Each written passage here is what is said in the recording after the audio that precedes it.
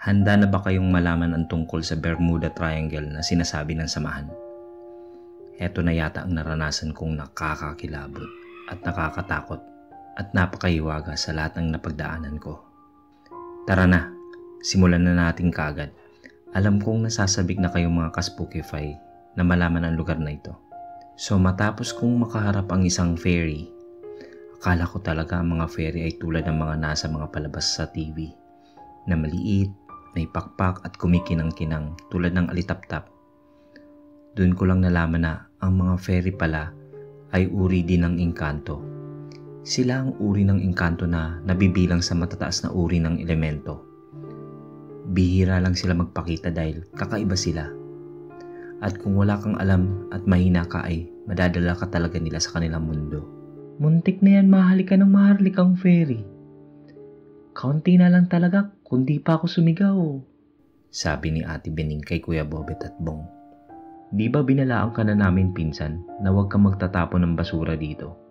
Hindi na namin kasalanan kung anong mangyari sa'yo dito ah. Itong lugar na to ay inaalagaan ng mga ferry at ng iba pang mga elemento. Marami nang nawawala ng mga lapastangan na hindi ginalang ang lugar na ito. Sambit ni Kuya Bobet sa akin.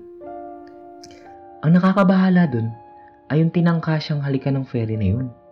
Ibig sabihin, gusto ka nun, Kaz. Malaking problema to. Babalikan ka nun. Doble ingat ka ngayon. Basta huwag ka lalayo sa amin ha. Para lagi ka namin mabantayan.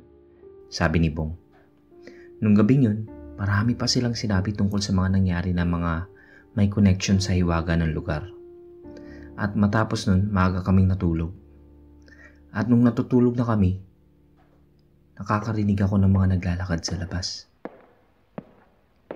Kaso nakapatay na lahat ng ilaw at yung maliit na generator. Hinayaan ko ng mga naririnig ko dahil marami na akong nalaman sa lugar na ito at alam kong hindi talaga normal na tao ang mga naririnig ko. Buti na lang nakatulog na rin ako. Maaga kaming lahat gumising. Nagluto ng agahan yung isa sa mga membro ng Kapunongan at yung nagkwento tungkol sa mga nararamdaman niya kagabi na may duwende daw na kumakanta ng Latin sa balkonahe. Hindi ko na narinig yun kasi tulog na ako. Kaya nakinig kami sa kwento niya at may naririnig daw siyang may umaakit sa hagdanan na may hila-hila daw na kadena. At yung ferry daw bumalik kagabi dahil nasa ilalim daw ito ng silong at sumisipol na nakatapat sa higaan ko. Nanindig balahibo ko sa sinabi niya. At talagang hindi siya nagbibiro, seryosong-seryoso ang ekspresyon ng mukha niya. Pagkatapos namin kumain ng agahan, may mga hawak na malong. Ito yung isang uri ng tela na parang isusot mo, na parang tribo. Hawak ito ni Ate Bening at lahat kami binigyan nito. Susuotin natin to bago tayo pumasok doon sa Bermuda Triangle. Tanggalin yung mga borloloy nyo sa mga katawan ha. Yung mga relo, kwintas, hikaw, singsing. Dapat malinis tayo papasok dun sa sagradong lugar. Sabi nito sa amin. Kaya tinanggal ko ang relo ko, hikaw at bracelet at kwintas, singsing, lahat ng nakakabit sa katawan ko.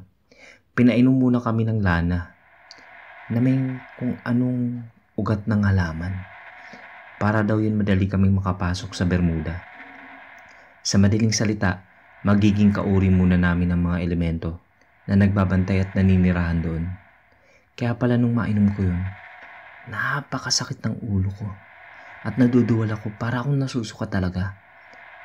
Nakakahilo na nakakasakit sa ulo at parang sumisikip ang aking mga balat sa buong katawan ko. In short, para kang mamamatay. Samahan pa ng amoy na hindi ko ma-explain ang baho at ipinangako hindi na ako iinom nun. Pero after 10 minutes, nag-iba na ang pakiramdam ko. Napakagaan at napakalakas o napakaliksi ko na. Tsaka, napakalakas na rin ang aking pandama, pandinig at pananaw. Pagbaba namin sa bahay ng maestro, binati kami ng mga taga small village at andun na naman yung mga binata at dalagita na panay ang ngiti at bulong-bulungan. At naririnig ko ang pagbubulungan nila. Pinubulong nila na makikipagkilala sila sa akin pero nakakahiya daw kasi royal family nga ang mga kasama ko. Pumasok muna kami sa chapel bago tahakin ang Bermuda. Nagdasal kami doon at nakita ko rin sa loob ng chapel na may lamesa doon na may nakapatong na mga panyo na kulay green tulad ng panyo ko na may mga nakasulat ng mga Latin at dasal. Ibig sabihin, doon pala ginawa sa chapel na yun ang mga sagradong panyo at may lalagyan ng tubig. Parang bendeta kumbaga na nasa gilid. Sagradong tubig din daw yun, galing Bermuda Triangle. Bago kami lumabas ng chapel, may kinuha si Kuya Bobet na malaking altar. Mga kandila na may nakapulupot na papel na mayroong mga dasal na Latin din. Paglabas namin, may nagpatunog ng tulad doon sa ibaba ng chapel. Hudyat na lalabas na ang mga anak ng maestro. Masasabi kong na-excite talaga ako na makapasok sa sagradong lugar ng Bermuda Triangle. Sasabihin ko sa inyo, nung nagkwentuhan kasi kami ni Bong, nung nasa bahay pa kami, doon sa compound nung gabing nagiinuman kami, sinabi kasi niya, ang sino mang makapasok sa Bermuda Triangle at nakalabas kang maayos ay hahaba ang buhay. Ito yung dahilan bakit na-excite at malakas ang fighting spirit ko na makapasok sa misteryosong lugar. So habang papunta pa lang kami, walang kahit konting kaba man lang akong nararamdaman. Kahit iniisip ko na may posibilidad na hindi na ako makauwi o makalabas. Ang importante, makapasok ako at mapatunayan na may ganito talagang lihim na lugar. Nung natatanaw na namin ang sinasabing Bermuda Triangle, hindi ko mapigilang matuwa na naiiyak na sobrang galak. Para bang bata na sabik sumakay sa ride sa mga amusement park. Ganun yung nararamdaman ko. Kahit anong mangyari sa akin, okay lang. Dahil minsan na rin itong napasok ng aking lolo noon, kasama ang maestro na ama ni Kuya Bobet. Pagdating namin sa pasukan ng napakamasukal na gubat, hindi muna kami pumasok. May kinuwang sinulid na pula si Bong at itinali ito sa aming mga pulso, parang ginawang bracelet. Kapag natanggal daw ito, ay dapat maibalik mo kagad sa pagkakatali dahil indikasyon ito na may mangyayaring masama sa'yo. Pero hindi ito naging mitya para matakot ako.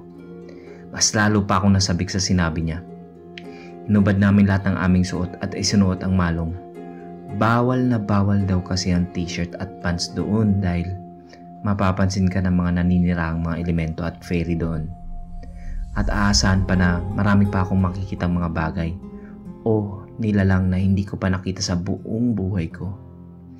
Nagdasal kami at sina Kuya Bobet, Ate Bining, Bong, na mga anak ng maestro ay nakiusap na papasok na kami. Pero bago yun, may kinuwang maliit na bagay si Kuya Bobet na nakabalot sa puti na tela. At nakita ko kung ano nakabalot nun. 10 piraso ng palito ng posporo. Dinasalan niya ito at pinatalikod kami ni Ate Bining. Lahat pati siya tumalikod rin. Nung pinaharap na kami, may 10 sundalo na nasa harap namin. Mga kakaibang sundalo dahil walang name tag sa mga uniform nila. At nakakapagtaka, saan sila galing? Hindi kumukurap ang kanilang mga mata at talagang naka full battle gear sila. Handang-handa sa gyera. Nakahanay sila sa pagkakatayo, 5 sa kaliwa, 5 sa kanan. At may puwang sa gitna kung saan pinangungunahan ni Kuya Bobet sa pagdaan. Sinundan ni Ate Bining at Bong. Sunod naman ang 3 miyembro ng samahan at panghuli ako. Pagkadaan ko sa kanila, pasikreto ko silang tiningnan. Hindi sila tao. At pagkadaan ko sa kanila ay sumunod na sila sa amin. Sila ang tagapagbantay namin laban sa mga elementong masasama kung sakaling may aatake sa amin. Minamasdan ko bawat paligid ng kagubatan. Sobrang malalaki ang mga puno. Mga ugat pa lang lagpas tao na. Yung katawan ng mga puno, titingalain mo talaga. At lahat ng puno dito, may mga lumot na. Masasabi kong walang nagpuputol ng mga puno dito. Nako, subukan lang nila. Siguradong suicide na pag tinangkang magputol ng puno doon. Habang si Kuya Bobet ang nasa unahan, hinahawi niya ang mga damo na makakapal. Wala kasing daanan kaya si Kuya Bobet nang gumagawa ng madadaanan namin. Halata rin na wala talagang tao na pumapasok dito. At nagsimula na ang kakaibang misteryo ng lugar na yon. Nang malagpasan namin ang isang puno na natumba at nakaharang. Natumba yun dahil sa katandaan. at malumot na talaga at tinabunan na ng mga damo ang katawan niya. May siwang kasi sa ilalim kaya sumuong na kami kasi di namin kita ang kabila. Pagkakita ko sa kabila nito, iba na ang atmosphere na makikita mo. Andun na mga kakaibang mga nilalang, mga hayop na hindi ko pa nakikita at hindi ko alam kung anong uri ng hayop yun. Malalaki masyado at mas malaki pa sa tao. Nagpatuloy kami sa paglalakad nang biglang nagtakbuhan ng mga misteryosong nasa likuran ko at pinangunahan nila si Kuya Bobet. At sumenya si Kuya Bobet ng kamay niya na tumigil kami. At tinignan ko kung bakit at anong dahilan. Nakakatakot na mga nilalang palang uri ng mga engkanto. Mga kawal kumbaga ng mga masasama. Nakaitim lahat, may hawak ng mga lubid na itim at sandata nilang matatalimang dulo.